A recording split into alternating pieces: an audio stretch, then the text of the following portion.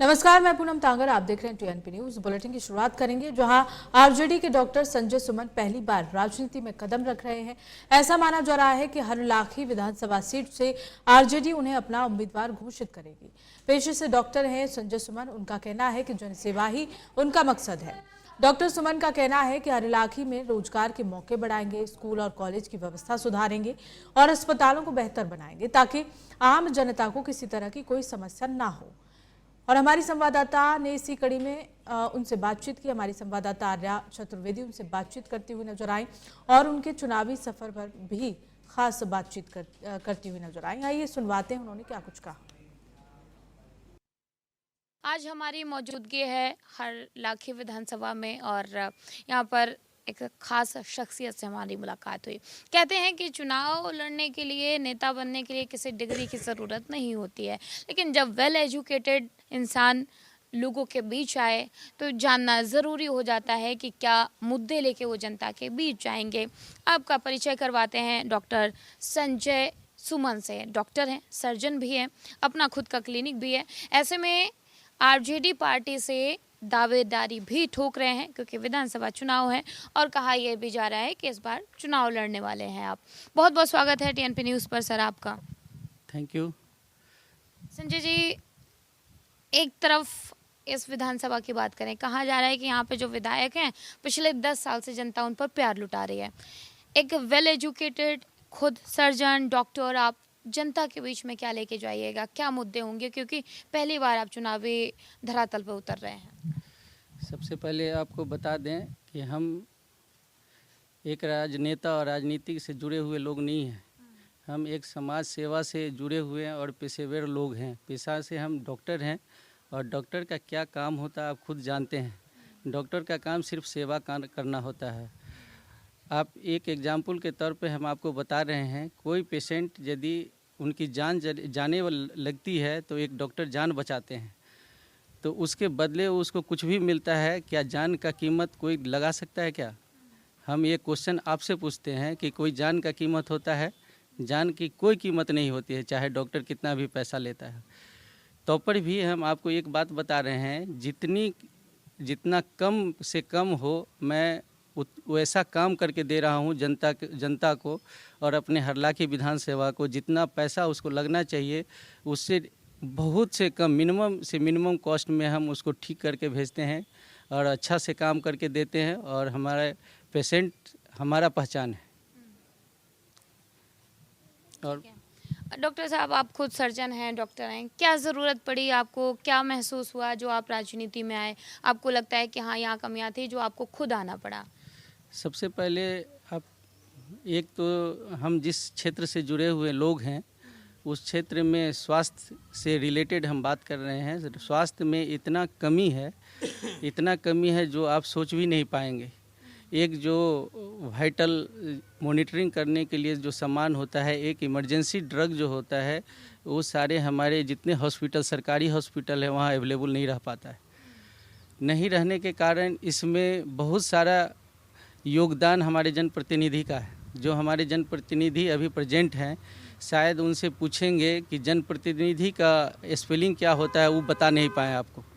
तो आप खुद सोच सकते हैं कि हमारे हरलाखी विधानसभा का भाग्य क्या है और भाग्य क्या हो सकता है। ऐसे में परेशानी बढ़ सकती है और लोगों का, हम लोग को परेशान बढ़ सकते हैं। आज तक वो विधानसभा में एक भी क्वेश्चन नहीं उठा पाए हैं आज तक कि हमारे क्षेत्र में क्या कमी है, क्या नहीं है और क्या समस्या है। उस समस्या के बारे में आज तक वो विधानसभा में बोल नहीं पाए। तो आप समझ सकते हैं कि हमारे विधानसभा जो है और उस क्षेत्र के लोगों का क्या, मतलब उनके सीने में क्या जल रही होगी।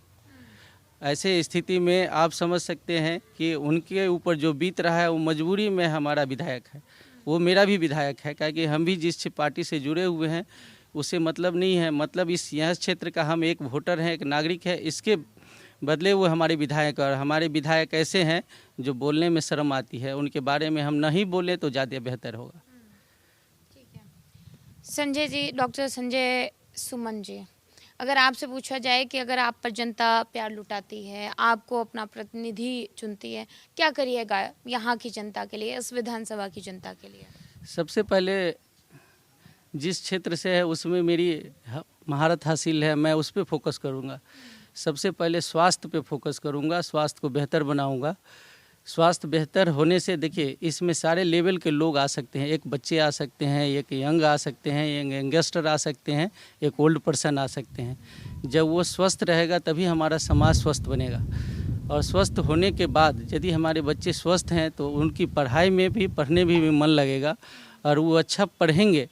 दूसरा पॉइंट मेरा है कि एजुकेशन, जब वो विद्यार्थी मेरा अच्छा रहेगा, मेरा बच्चे अच्छे रहेंगे तो अच्छा पढ़ाई करेंगे और अच्छा पढ़ाई लिखाई उनकी होगी और हमारे शिक्षक अच्छे रहेंगे तो वो बहुत कुछ कर सकते हैं। बहुत मतलब कि आप कंपटीशन फेस कर सकते हैं, वो जॉब ले सकते हैं। तो हमारे समाज में और हमारे परिवार में मोटो मेरा ये है कि हर एक परिवार से जॉब हो, उनका जो भी जॉब हो, या तो 25,000 रुपये की जॉब हो या 20,000 की जॉब हो, लेकिन एक जॉब हो। और जॉब होने से उसके घर में आजकल देखते होंगे बहुत सारा आपका ये चलता होगा कि 5 किलो अनाज तो दे रहे हैं, लेकिन 5 किलो अनाज बताइए 20,000 किसी के परिवार में आता हो हर मंथ तो कितना अनाज खरीद सकता है वो। आपको बताएं कि यदि पढ़ाई अच्छी हो, एक परिवार में, एक गांव क्या सोचिए, एक ब्लॉक में एक IAS ऑफिसर, एक IPS ऑफिसर बन जाए तो उस समाज का कहाँ से कहाँ ले जाएंगे वो।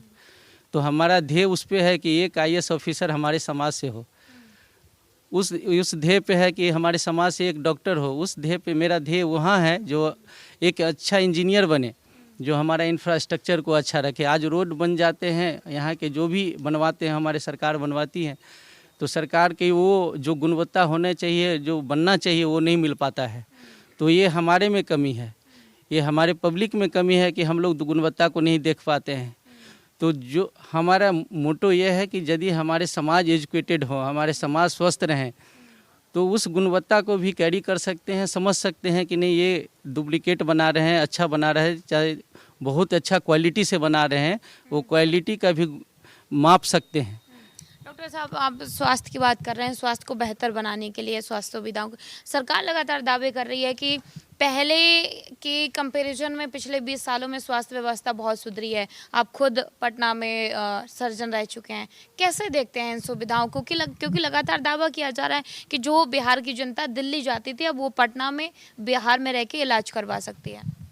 मैम, आपको एक बात और समझना होगा बारीकी से, हमारा जो ड्यूरेशन होता है 20 साल की कमी नहीं होती ना। जिस समय आप सोच सकते हैं लालू प्रसाद जिस समय में मुख्यमंत्री बने थे, उस समय जो व्यवस्था थी उनके पास, उस व्यवस्था में वो क्या किए। उस समय जो फंडिंग आती थी सेंट्रल गवर्नमेंट का, उतना उनका मिल पाता था क्या? ये आप खुद समझ सकते हैं, आपको जानकारी भी होगी कि उतना फंडिंग नहीं हो पाता था स्टेट को। जब से नीतीश कुमार बने हैं हमारे यहाँ, इनका कॉपरेशन सेंट्रल में रहा है हमेशा, और उनके बदले उनके कॉपरेशन जब सेंट्रल में उनका है तो वहाँ से भी कॉपरेट होते थे। ये वहाँ भी सेंट्रल गवर्नमेंट का भी फंडिंग बहुत ज़्यादा आता है।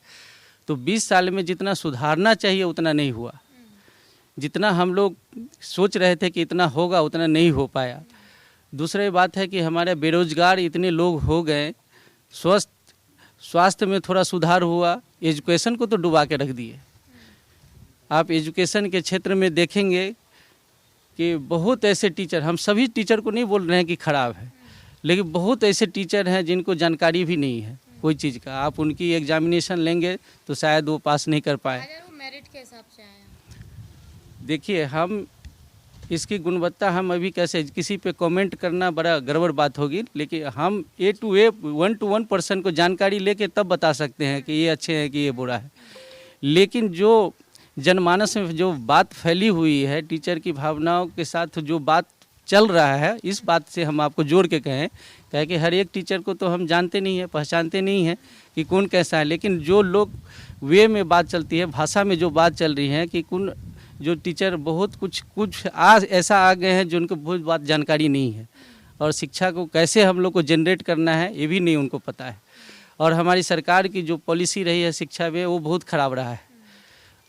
और अभी हमारे तेजस्वी जी, जिस पार्टी से हम बिलोंग करते हैं, तेजस्वी जी की सरकार 17 महीने रही, उसमें आप देखे होंगे कितना युवाओं का एम्प्लॉयमेंट मिला, जिससे बेरोजगारी दूर हुई। इसमें युवा में जोश है, एक खरोश है कि इस बार सरकार हमको तेजस्वी को लाना है।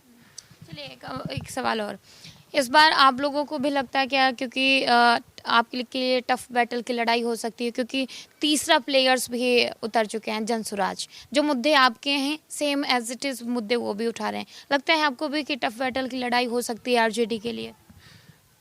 मैडम, आपको बहुत बात ऐसे भी समझना चाहिए कि उनसे मेरा तो कोई लड़ाई ही नहीं है, न कोई बात है, न कोई विचार है।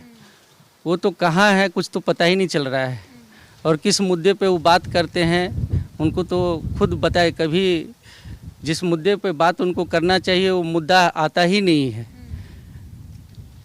ये हम नहीं कह रहे हैं, ये पूरा देश जानता है, पूरा विदेश जानता है, पूरा राज्य जानता है कि वो क्या हैं, उनके बारे में क्या डिस्कशन करें। उनकी बातों से तो मुझे बहुत हंसी आती है।